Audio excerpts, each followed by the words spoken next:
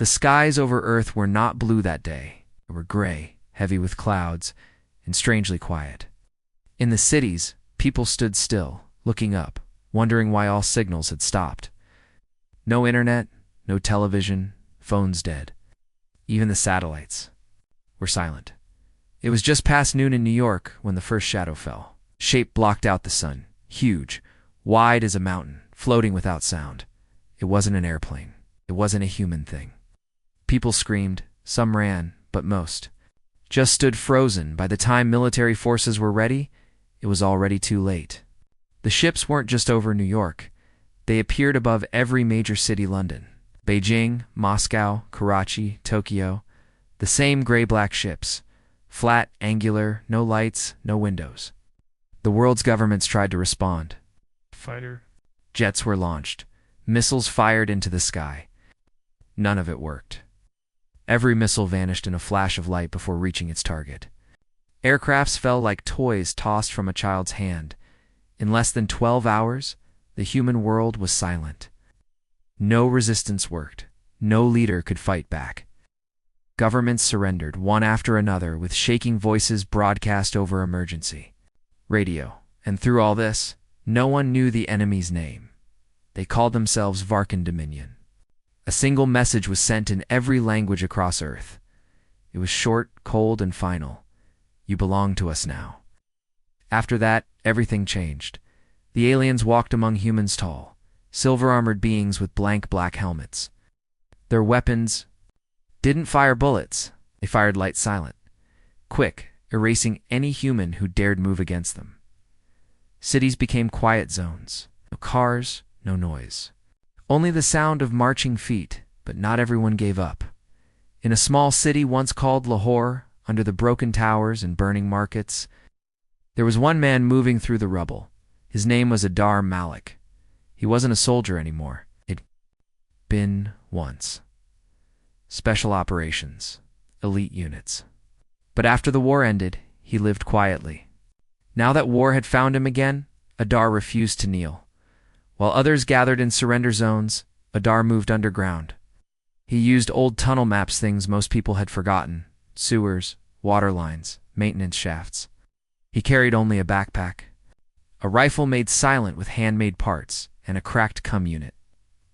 For 2 days, Adar watched from the shadows, saw Varkan patrols move like machines, efficient without pause. He also saw things that made his blood freeze. Humans used as test subjects, people lined up in the middle of streets, forced to kneel, collars placed around their necks, devices that glowed when the aliens touched them, collars that made humans walk like slaves. Adar gritted his teeth. He wasn't here to die yet. He wasn't going to watch this happen either. At night, under cover of dust storms, he made his first move. A lone Varkan unit, standing guard over an abandoned hospital. It didn't expect anything. It didn't hear the soft steps. One clean shot. The alien fell without a sound. Adar dragged the body into the shadows, studying it. He didn't recognize the technology, but he learned fast. Taking the alien's weapon, he tested its weight, its grip. This is going to take some learning, he whispered to himself. By the third night, Adar's actions became more than random. He sabotaged a supply drone, causing it to crash in the middle of a Varkan zone. He hacked into old security systems, triggering alarms that pulled patrols in the wrong direction. Somewhere out there, the Varkans noticed, but they didn't know who was behind it. On the 5th day, as ash fell from the sky like snow, Adar found something unexpected. A group of survivors. They were hiding in a collapsed school, barely surviving. Families, children, old people. Adar appeared at the door, gun raised. They flinched. But he lowered it slowly, speaking in a calm voice. "I'm not one of them. I'm here to help." The leader of the group, an older man named Javed, asked the question everyone feared: "Is there any chance left?" Adar didn't lie. "Not many, but we can still fight." That night, Adar set up old military field radios. He used what power was left, hacking into forgotten army channels, and then he sent a message to anyone listening. "This is Adar Malik. Earth isn't done yet. If you hear this, find shelter." Keep moving. Fight back if you can. We are not slaves." The message echoed through empty airwaves. Somewhere far above, in one of the largest Varkon command ships, alien officers watched his signal on their screens. Their leader, a tall figure with dark gray armor, gave a single order in his own language. "Find the human. Eliminate him." But Adar wasn't finished. The next morning, he planted EMP traps in the middle of a captured human zone. When the aliens gathered to inspect a crashed drone, the trap activated. Lights blinked out. Ships fell from the sky like stones. 4:15 minutes. The aliens lost control. It wasn't long, but it was enough to show that Earth still had teeth. Afterwards, as Adar walked through the dust, rifle slung over his shoulder, he spoke quietly into his comm unit. "They think Earth belongs to them," he said, voice calm. "They forgot who we are." By the 7th day, the aliens changed tactics. Longer passive, they began hunting for Adar specifically. Drones flew lower. Patrols moved faster. Posters were placed in human zones, images of Adar's face, marked as a target. Still, no one betrayed him. In fact, his legend grew. From Lahore to Delhi, Cairo to Istanbul, people whispered his name. Adar Malik, the man who refused to kneel. Late that night, hiding in the ruins of an old factory, Adar activated a captured alien datapad. He had taken it from the dead guard days ago. Most of its files were locked, but one opened. It showed a map. Earth wasn't the only world marked. Dozens of planets had been taken before Earth, but next to Earth's name was a special mark. Priority 1, complete subjugation. Adar frowned, eyes narrowing. "Complete subjugation," he whispered. "Not today." Suddenly, the datapad flickered. A voice, alien and cold, spoke through it in broken human language. "We see you, Adar Malik." Adar dropped the pad, pulling his rifle up fast. But there was no one there. Only the factory's broken walls. Only wind, but now he knew. The Varkon weren't just hunting him, they were watching. Adar didn't slow down.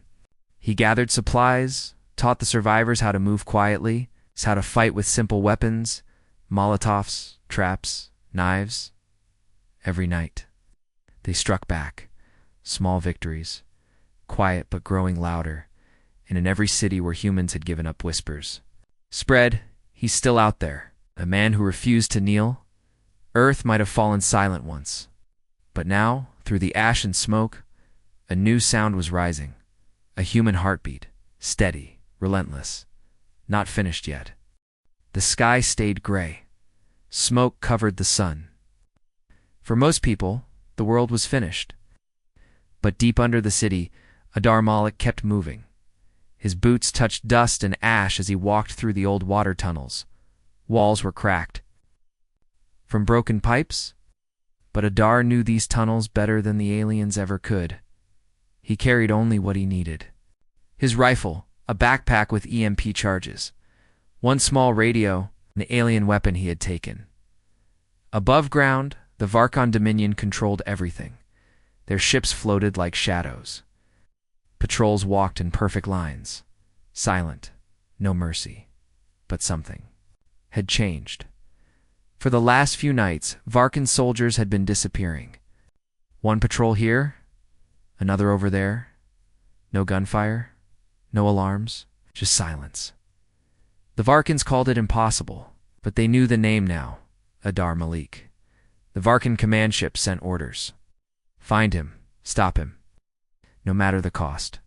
One Varkan warlord, tall and armored in black, was put in charge. His name was Rail Kor, and he did not smile. Varkans didn't know how to smile, but he felt anger. On his command screen, Railcore watched footage of his soldiers falling one by one. Sometimes there was only a blur in the corner of the frame, sometimes nothing. Primitive tactics, he hissed, but effective. He issued a single command: deploy the hunter. Meanwhile, Adar Malik climbed out of the tunnels. His face was dirty, covered with dust. His eyes stayed sharp. He stood in the middle of an old street, broken cars around him. Everything was quiet. Too quiet. He knew they were looking for him harder now. Drones buzzed in the sky, small and fast. Already shot 2 down that day, but something else was coming. He could feel it. As he moved through the ruins, Adar saw another group of survivors. This time, they were trapped. 5 people, cornered by Varkon soldiers near an old fuel station. A woman, 2 children, and 2 older men. Adar didn't think. Twice he moved into position behind a broken wall, lifted his rifle. 1 breath in, 1 shot out, a Varkan soldier fell, hit clean through the neck. Before the others could react, Adar was already moving. He threw a homemade EMP charge into the middle of them. Blue light flashed. The alien weapons shut down. Adar sprinted forward. Silent, fast. He tackled 1 alien to the ground, using its own weapon against it. The survivors stared in shock. "Move," Adar shouted. Now, they ran, and Adar followed, guiding them into an alley. He pointed down a broken staircase. "Go." Down, tunnels below. The woman looked at him, wide-eyed. "Who are you?" Adar didn't answer. He just turned and fired again, forcing the last Varkon soldier to retreat by nightfall. Adar sat alone on a rooftop, eating cold rations. His radio crackled softly with static. A voice came through, broken but clear. "This is Cairo Resistance, ... We heard your message, ... Adar leaned closer. "Repeat," he said into the radio. The voice continued. "We hear you. Following your signals. Resistance is growing, ... Adar's hand tightened around the radio. Maybe Earth wasn't finished after all, but the moment didn't last.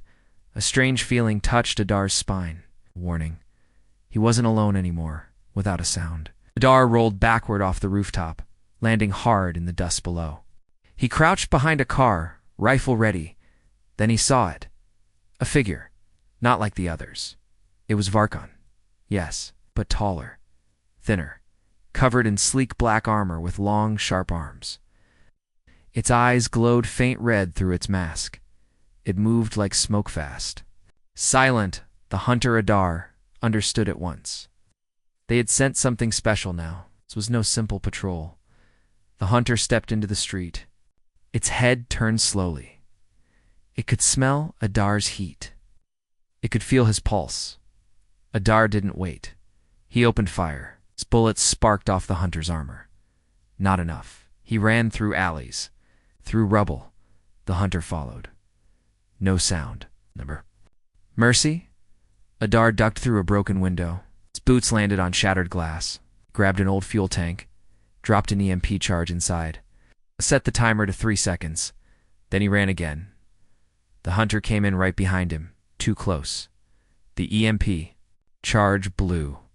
A white-blue flash filled the room. When the smoke cleared, the hunter was still standing. But its movements were slower now.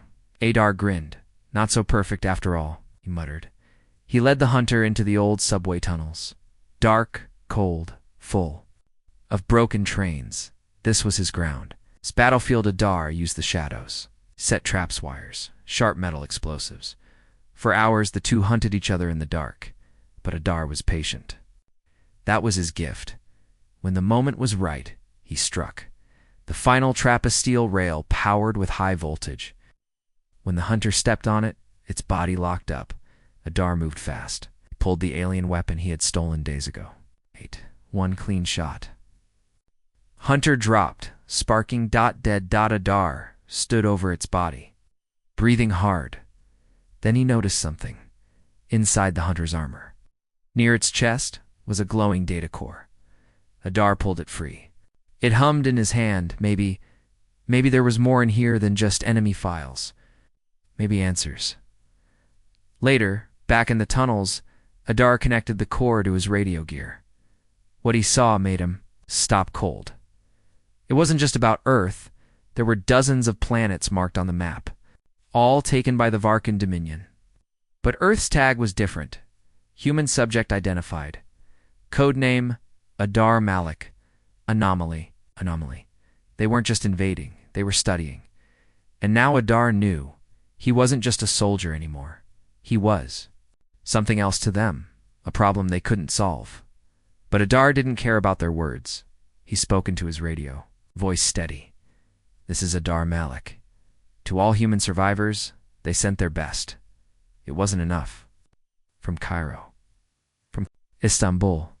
From broken New York, voices answered back. We hear you, Adar Malik," is the man in the ashes, still standing. The sky above Earth no longer showed blue. It was filled with thick gray clouds, and between those clouds floated the dark shapes of Varkon ships. Their engines made no sound, but they were always there, watching, controlling. Most people stayed silent. They kept their heads down. They obeyed orders. But under the ash and broken buildings, something was happening that the Varkan Dominion did not expect. Across many cities, quiet messages moved from one radio to another. Not official broadcasts, not military orders, just a voice. Calm, strong. "This is Adar Malik. Earth is not finished yet." People listened in secret, in small rooms, in underground basements. At first, they only listened. Then they started moving. In Cairo, 2 young brothers heard Adar's voice and picked up old hunting rifles. In Istanbul, a mechanic found a hidden tunnel and turned it into a safe route for other survivors.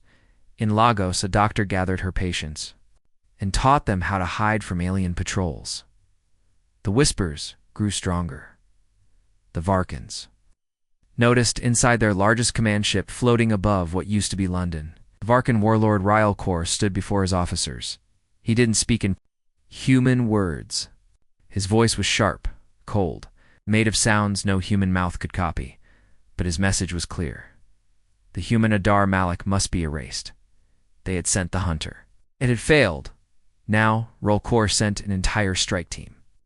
50 soldiers, drones, scanners. Their job: search every tunnel, every basement, every wrecked building, until they found Adar Malik.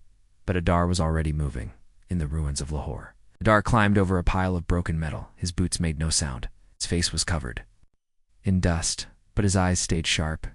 He carried both his rifle and the alien weapon now. He had a map in his hand, an old city layout mixed with Varkon, patrol patterns he had memorized. Adar wasn't just hiding anymore. He was planning something bigger. With him now were others. Small groups. Not soldiers, but regular people. Shopkeepers. Teachers. Drivers. Adar taught them all. How to move quietly. How to set traps. How to use old wires to make EMP bombs. One night, as they sat around a low fire in the tunnels, a young man named Saif asked Adar, "Why do you keep fighting? We already lost Earth." Adar looked at him, voice calm. "We lost cities," he said. "We lost governments. But we didn't lose Earth. Not until we kneel. And I'm not kneeling." The next morning, Adar's small group made its first big strike. A Varkan supply convoy moved through the city. 10 trucks, guarded by armored soldiers. Adar set the ambush himself. From broken rooftops, his team waited. From sewer tunnels, they placed bombs under the road. When the first truck rolled past, Adar gave a short radio signal. One click, the road exploded. The truck flipped into the air. Before the Varkans could recover, Adar's people attacked. Bullets, EMP blasts, homemade. Firebombs? It wasn't a perfect victory. Some humans fell.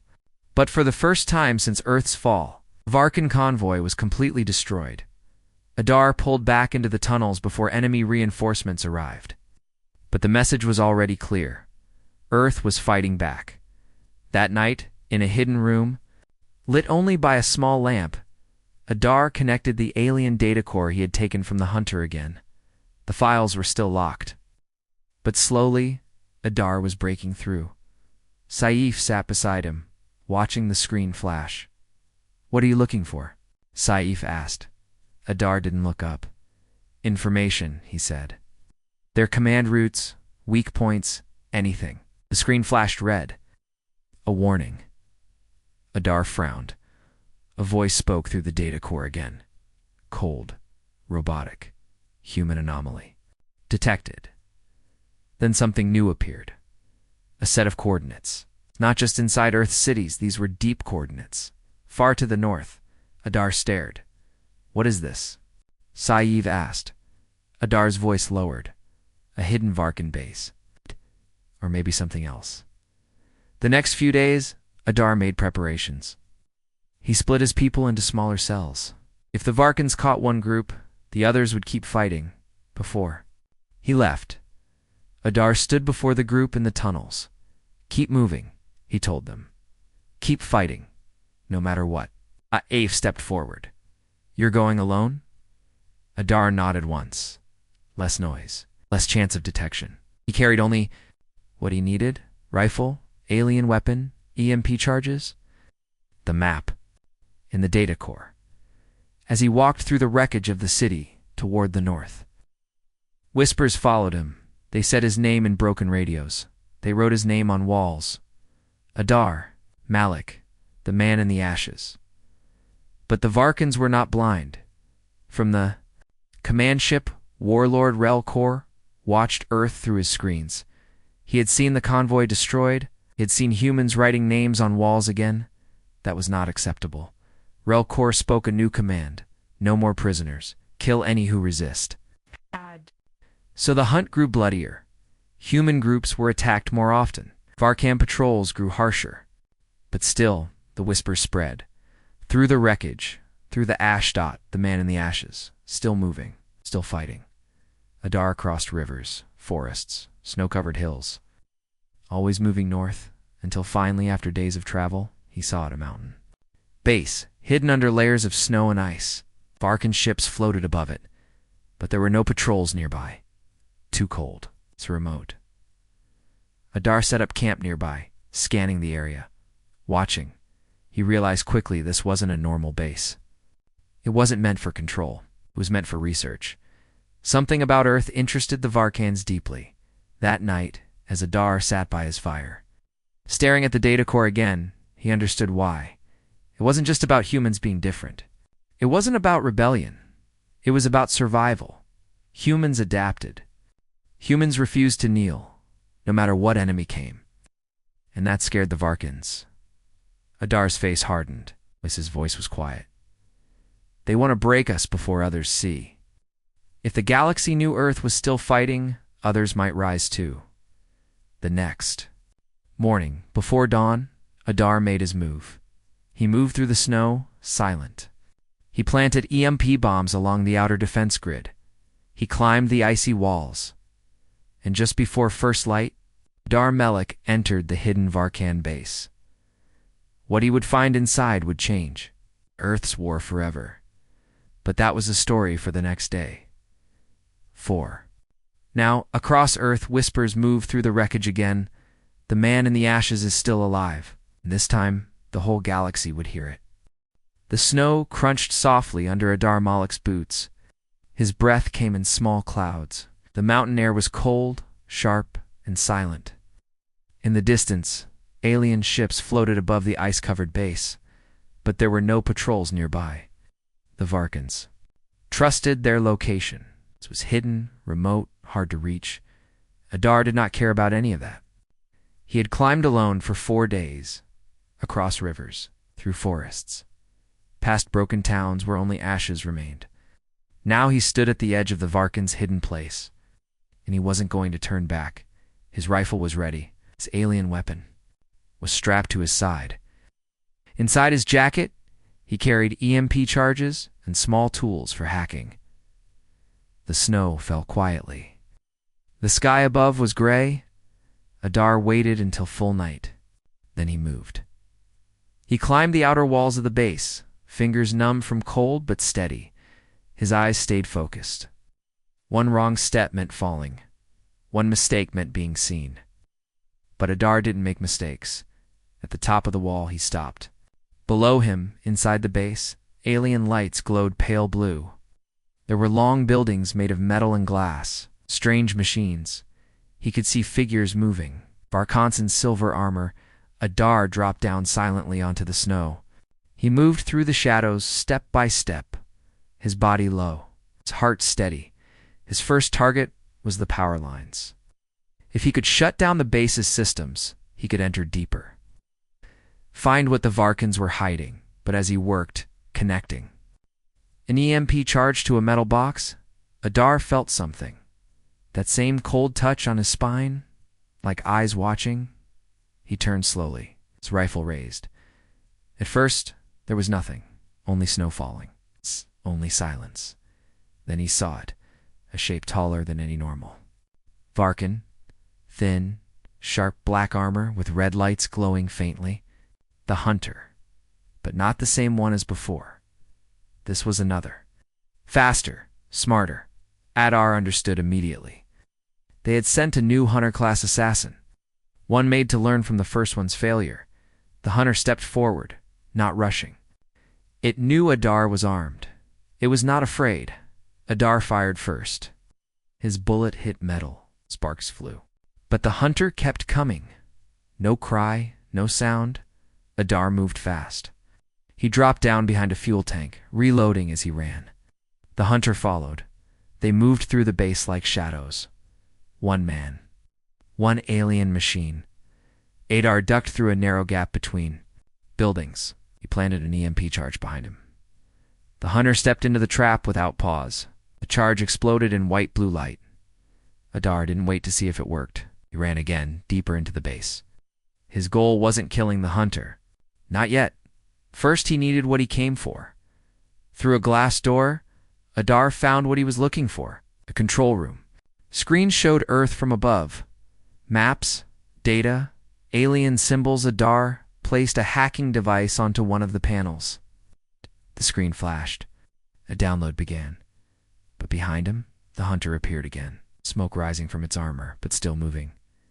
Adar spun, opening fire. The alien weapon in his hand glowed bright as it shot blasts of light. The hunter dodged to the side. It threw a sharp blade. Adar ducked. The blade sliced through metal behind him. The hunter charged. Adar dropped his rifle, drawing a combat knife instead. At this range, bullets would not matter, only speed, lonely skill. The two collided in the middle of the control room. Steel hit. Steel. Sparks flew. Adar slashed the hunter's arm. The hunter punched him in the chest, knocking him backward into a screen. Adar gasped. The air knocked from his lungs. But he didn't stop. He rolled to the side, grabbing one of his EMP charges. The hunter grabbed him by the shoulder, lifting him from the ground. Its strength was impossible. Adar pressed the charge against the hunter's chest and activated it. The EMP blast hit them both. For a second, everything went white.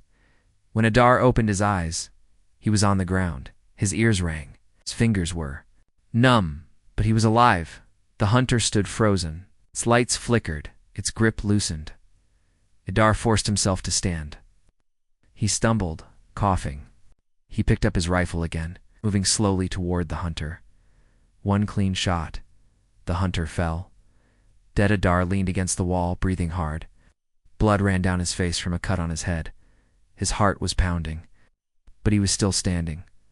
On the control panel, the download completed. Data filled the screen map's files. Information about the Varkan Dominion's next moves. Adar stared at the final piece of information. Earth isn't their only target.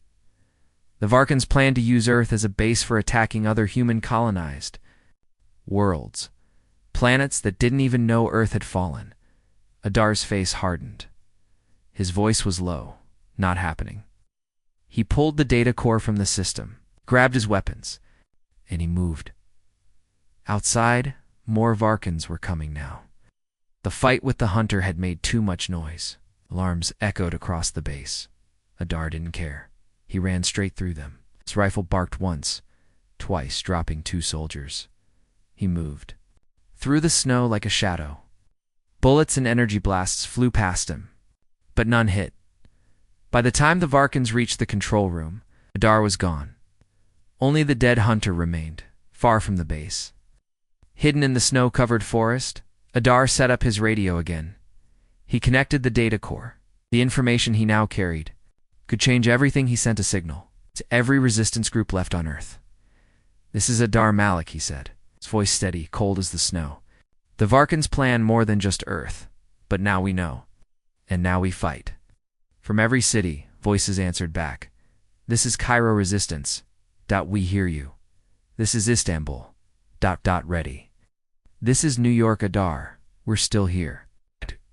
Galaxy had thought Earth was finished, but tonight, under the gray sky, Adar Malik proved otherwise. The man who refused to kneel hunter and prey, but tonight, the human one. Adar Malik walked through the frozen forest, cold wind biting at his face. His jacket was torn. His rifle felt heavier than before, but in his hand he held the alien data core. That was all that mattered now. The core held the truth. Earth was not the only target. The Varkans wanted to use Earth as a base to attack other human colonies. Adar knew if he could not stop them here, more worlds would fall just as easily as Earth had. He moved without rest, heading south again, away from the hidden base. Days passed in silence. Snow fell thick. He crossed rivers where ice cracked beneath his boots. His food ran low. His hands grew numb. But he kept moving. Finally, he reached the edge of a city long abandoned. An old human military site covered in ash and snow, broken walls, empty bunkers. But Adar wasn't here by accident. The data core had pointed him here. Place was something even the Varkans feared. A beacon. Adar had heard old stories from his time as a soldier. Earth's defense plan. A last signal system, hidden beneath the ice. No one had ever confirmed it was real. But now he had proof. Climbed down through broken concrete, finding an old metal hatch buried under frozen rubble. It took all his strength to pull it open. Inside was a black tunnel. It's deep underground, dusty, cold, silent. Adar turned on a small flashlight, its beam cutting through the darkness. His boots echoed on metal stairs as he descended. After an hour, he found it. A sealed door marked with faded letters, Earth Defense Code Black. The keypad beside it was dead. But Adar wasn't surprised. He set down his pack, connected the alien data core to the system using old wires and tools. Sparks flew. Lights flickered. For a long moment, nothing happened. Then, the door unlocked with a deep, metallic groan. Inside, Adar stepped into a control room untouched for years. Screens showed nothing but static. Consoles were dark. But in the center of the room stood a large black cylinder, the beacon. Adar approached slowly. His hand rested on the cold metal. Somewhere above, the Varkans were searching, but they didn't. No, he had already found Earth's secret. Adar set to work. He powered up the consoles one by one, using energy packs from his gear. The room slowly came alive. Lights glowed weak and red. Screens showed old system checks. It wasn't enough. The beacon needed more power. A lot more. Adar searched the lower levels of the bunker. He found backup generators, rusted, damaged, but he could repair them. It would take hours, maybe longer. He worked without stopping, stripping wires, replacing broken parts. His fingers were numb from cold, but he didn't care. By the time the generators came to life, Adar's hands were shaking from exhaustion. But he smiled for the first time in days. He climbed back up to the beacon room and activated the main system. The beacon cylinder began to glow faint blue. A voice spoke from hidden speakers. An old AI system. Beacon online. Identify yourself, Adar. Stepped forward, his voice rough. Adar Malik, Commander, Earth Resistance. The AI processed for a long moment. Identity confirmed. Adar felt his heart hit harder against his ribs. Broadcast signal now, he ordered. The beacon began to pulse, sending a signal far into space. A signal no Varkan could block. A call for help. A warning to human colonies. It was the first message from Earth in weeks. Adar didn't stop there. He uploaded the data core's files into the beacon's memory. Every map, every plan now, not just Earth's resistance, would know. The whole human fleet, if it still existed, would see. But even as the beacon worked, Adar knew something else. The Varkans would sense it. It would come. He grabbed his rifle, his alien weapon, his pack, and he prepared for the fight. Hours passed. Snow fell harder outside. Then he heard attendants above alien ships. Adar moved up through the bunker. Climbing back to the surface, he stood at the entrance as Varkan dropships landed nearby, throwing snow and ash into the air. Dozens of Varkan soldiers stepped out, weapons ready. They spotted him immediately, but Adar didn't run. He raised his rifle and opened fire. Energy blasts flew toward him. He dove behind a broken wall, reloading quickly. The Varkans surrounded the old military base, moving in slow lines. Adar knew he couldn't win this one like before. There were too many, but he didn't need to win. The signal was already sent. Still, he fought. He dropped 4 Varkans in the first minute. His rifle barked again and again until it ran dry. Then he switched to the alien weapon, firing blue light that cut through armor. The snow turned red and black with blood and ash. Adar was hit one shoulder. He gritted his teeth, tying a cloth around the wound, and kept fighting. He moved like a ghost through the ruins, setting traps, using every wall, every shadow. The Varkans became angry, their movements less perfect, their voices sharp. Adar felt himself slowing, his legs growing heavy. Blood loss, cold, but he didn't stop. After what felt like hours, he dropped behind a wall, gasping for air. Ow. His ammo was almost gone. His vision blurred, but in the distance, he heard it. A sound, engines, not VARK, and human, from the sky to human. Gunships broke through the clouds, its weapons blazing. Adar's beacon had worked. The human fleet was here, as the gunships opened fire on the Varkan soldiers. Adar lowered his weapon slowly. His hands shook. His breath came hard. But he smiled. Above him, the sky was still gray. But for the first time, it felt lighter. Later, inside one of the human ships. As medics worked on his shoulder, Adar looked up at the commander standing over him. "You sent the signal?" the commander asked. Adar nodded once. "Earth isn't." "Finished," he said quietly. "We just started." And across the stars, the message spread. Earth was alive. The man who refused to kneel had lit the first fire. The hidden beacon wasn't hidden anymore. The real war was beginning. The sky above Earth burned with strange lights. Human ships and Varkan ships clashed in the cold air.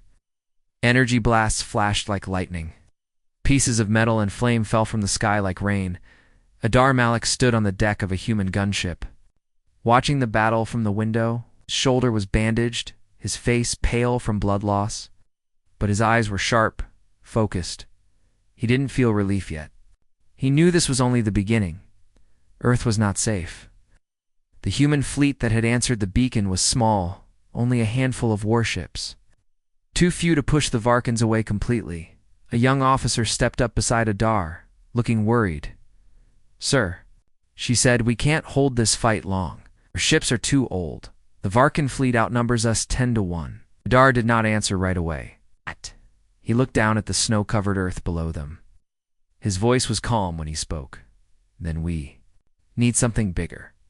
He opened the alien data core again, connecting it to the ship's system. Maps appeared on the screen.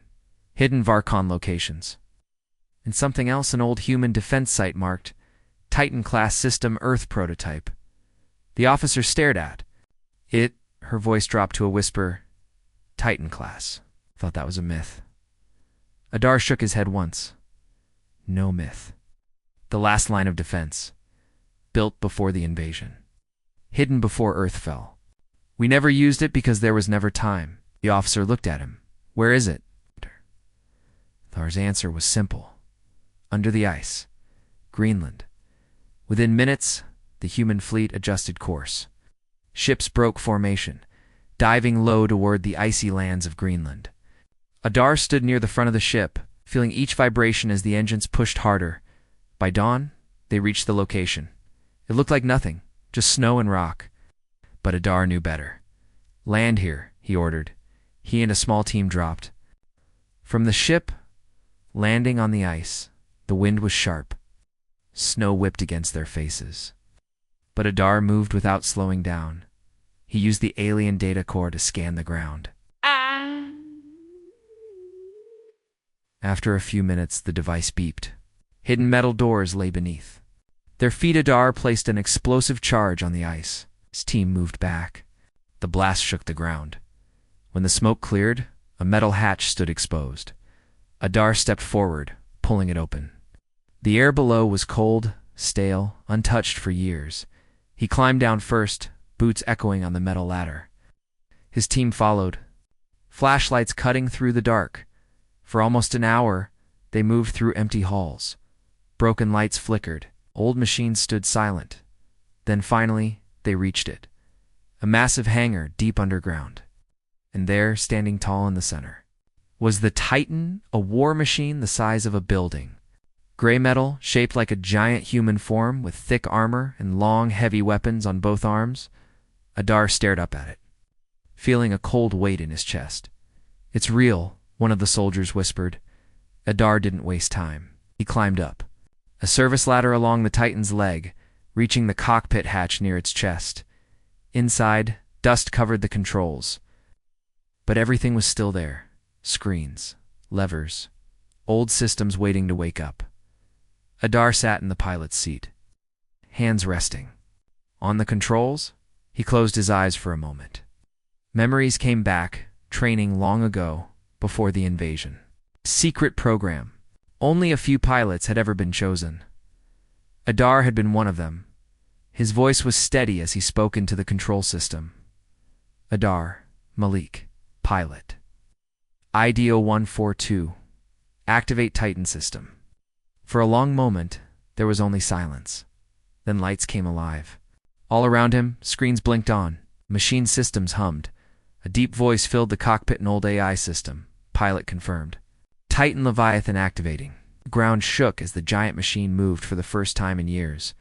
Above, the surface, snow and ice cracked apart as the hangar doors opened. The Titan rose into the light, tall and unstoppable from the human. Ships in the sky. Soldiers stared down in shock and hope. A voice came over the radio. Adar's voice. "This is Commander Malik. Titan Leviathan is active." From the Varkan fleet, panic spread. Scanners picked up the machine. Their officers gave quick, angry orders. But it was too late. The Titan stepped forward. Each movement made the ground shake. Adar controlled it from the cockpit, eyes calm, hands steady, energy weapons charged on the Titan's arms. Adar aimed at the nearest Varkan ship. "Fire," he whispered. Twin beams of blue light tore through the sky. The alien ship exploded in a ball of fire. Cheers echoed through the human fleet. The Varkans tried to respond. Fighters dived toward the Titan, but Adar was faster. The Titan's arms moved, cutting down enemy ships with precise shots. For hours, the battle continued. Human ships held the skies. The Titan controlled the ground. Adar felt each movement in his body like he was part of the machine. Each step forward, each weapon fired. The Titan wasn't just a weapon, it was a symbol across Earth. Human resistance groups saw the battle. Radios buzzed with messages. "The Titan is real. Adar Malik. ... He's piloting it." The Varkans pulled back. Their ships fled toward orbit, leaving fire and smoke behind. When the last enemy was gone, Adar stood the Titan still. The sky cleared slowly. Light broke through the clouds. His voice came through every human channel. "This is Earth. We are not conquered." Across the ruins of cities and hidden bunkers and broken streets, humans stood up. The man who refused to kneel had awakened the Titan. Earth's last defense was alive, and the galaxy would remember this day. Smoke drifted across the sky. The snow-covered ground melted beneath the heat of wreckage. Alien ships still burned. The Titan Leviathan stood tall in the middle of it all, its armor glowing faint blue, its metal legs planted firmly on Earth's soil. Inside the cockpit, Adar Malik sat in silence. His hands rested on the controls. His eyes watched the horizon. For the first time in many days, there were no Varkan warships blocking the sun. But Adar knew this was not the end. It was only the pause before a bigger storm. Inside the human command, ship orbiting above, commanders gathered. Men and women from the last surviving fleets. Maps glowed on the table before them. Adar's face appeared on their screens. His voice was steady, calm. "They'll come back," Adar said. "In force. This time, what we just did, what the Titan did, they won't ignore it." The senior fleet officer, an older man named Commander Hassan, looked at Adar through tired eyes. "We don't have enough ships to face a full Varkon fleet," Hassan said quietly. Adar's reply was simple. "Then we don't wait for them." Silence filled the room. Adar continued. "We hit first. Carry the fight to them." The room filled with quiet agreement. This was what Adar always believed. Humanity didn't survive by hiding, survived by standing up, again and again. Hours later, as the Titan was rearmed and resupplied, Adar walked through the camp built around it. Survivors came to see him. Men, women, even children. Many simply stood there, looking up at the giant machine behind him. Some spoke his name like a quiet prayer. Adar kept moving, never stopping for long. His mind was on the next fight. By nightfall, human fleets lifted off from Earth's surface. Old warships, repaired fighters, cargo ships turned into attack craft. It wasn't perfect, but it was all they had. The Titan Leviathan was loaded onto a massive transport ship, one designed to carry its size into space. Adar climbed aboard with it. As Earth fell smaller in the window behind him, Adar whispered under his breath, "Hold on, we'll bring the storm to them." Their destination was clear. The Varkon, Dominion's command post. A fortress station orbiting. A gas giant 3 systems away, it was time to make the galaxy understand that Earth had not fallen. It took 3 days to reach the Varkon stronghold. 3 days filled with quiet tension. Inside the fleet ships, human soldiers prepared their weapons, cleaned their rifles, checked oxygen systems. They weren't professional military anymore, but every person had the same look in their eyes. Determination. In the transport ship carrying the Titan, Adar sat inside the cockpit again. His voice came through the comm system. "To all ships, we don't leave until the job is finished." When the human fleet arrived, the Varkons saw them immediately. Enemy ships moved in fast, big and small. The human fleet was outnumbered. Outgunned, but this time, that something else, Adar Malek, the man in the ashes, and the Titan Leviathan. The transport ship's outer doors opened slowly. Titan was released into space, floating in zero gravity at first. Then its engines ignited. The Titan moved like no other machine. Its weapons came alive: blue beams, missile pods, rail cannons. The first Varkon ships exploded within seconds. From his cockpit, Adar spoke 2 words the whole fleet heard. Attack now. The human fleet dove in with everything they had. Fighters spiraled through space. Heavy cruisers fired plasma cannons. EMP missiles lit up the black void. The battle was brutal.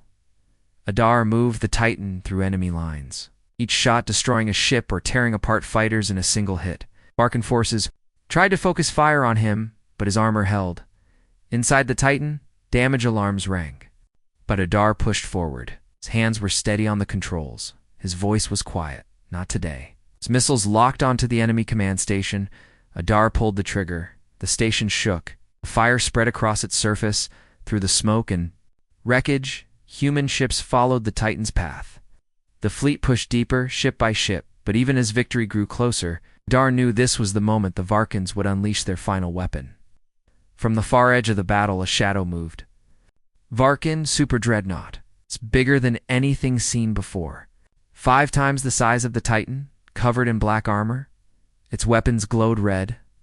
It fired once. A human ship vanished in a single blast. Adar's jaw tightened. "This is it," he said quietly. The Titan turned to face the Super Dreadnought. Engines roaring, weapons charging. There was no time to hesitate. No room for fear. Adar spoke once more. His voice carried across every human channel. "Humanity doesn't kneel. Not here. Not ever." The Titan and the Super Dreadnought clashed in open. Space-energy beams lit the dark sky like stars going nova. Missiles flew like falling comets. The two giants struck each other again and again. Metal tore. Armor cracked. Adar felt each hit as if it struck his own body, but he did not stop. He pushed forward, using every weapon, every system. Finally, the moment came. The Titan's rail cannon locked onto the enemy's core reactor. Adar whispered under his breath, "For Earth." He fired. The rail slug tore through space. The super dreadnought exploded in a wave of light that washed over the battlefield. The human fleet pulled back. Oh. The Varkans were finished. Silence returned. Only the drifting wreckage remained. Inside his cockpit, Adar sat back slowly. His eyes closed for a moment. His hands rested still. The storm humanity had called down was over. But it wasn't just about Earth anymore. Across the galaxy, news would spread. The man in the ashes had not just survived. He had led the storm, and the galaxy would never forget. The sky above Earth was clear for the first time in months. No alien ships, no smoke, only sunlight touching the ruined cities below. But even in ruins, Earth now stood as a symbol.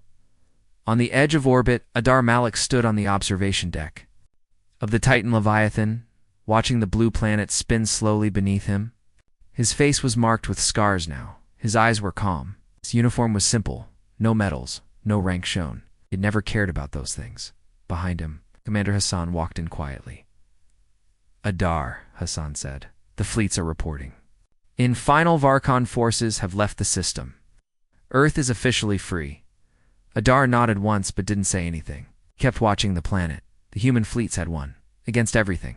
Outnumbered, outgunned, and still they had pushed the Varkans out. The Titan had helped, yes. But Adar knew it wasn't the machine that truly mattered. It was the people. Every survivor that refused to kneel, from Cairo, from Istanbul, from New York, from all the small towns and villages. Later that day, Adar stood before a crowd gathered on the remains of Earth's Central Command Tower.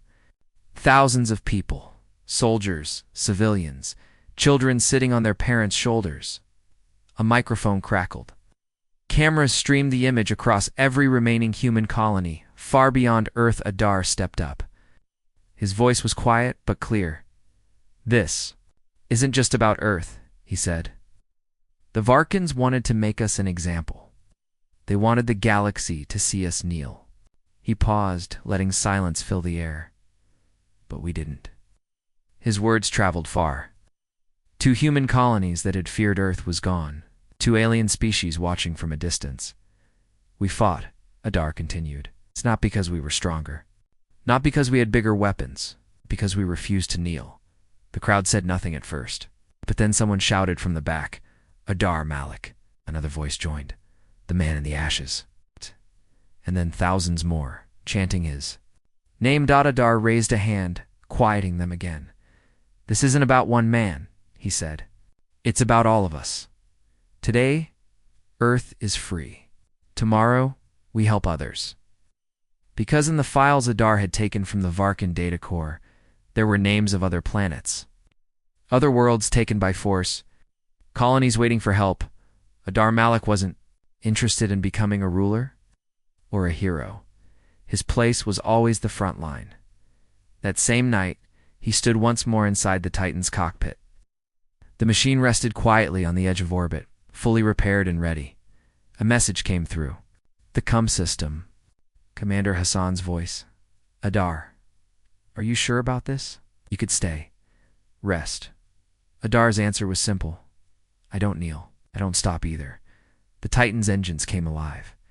Lights glowing bright blue. One by one, human ships formed up behind him. The fleet wasn't large, but it didn't have to be. It only needed to carry the message further. Adar spoke once more across every channel. To all species, to all planets still fighting. We are coming. And then, without ceremony, without music, the fleet moved. The Titan Leviathan led the way. Below on Earth, people looked up. They saw the streaks of light in the sky, ships moving like stars returning to the void. They would tell the story for generations, about the man who refused to kneel, about the man who stood when earth fell silent and how from ashes humanity rose again stronger than before, not as conquerors, but as defenders. The man in the ashes had become a storm. The galaxy would never forget his name.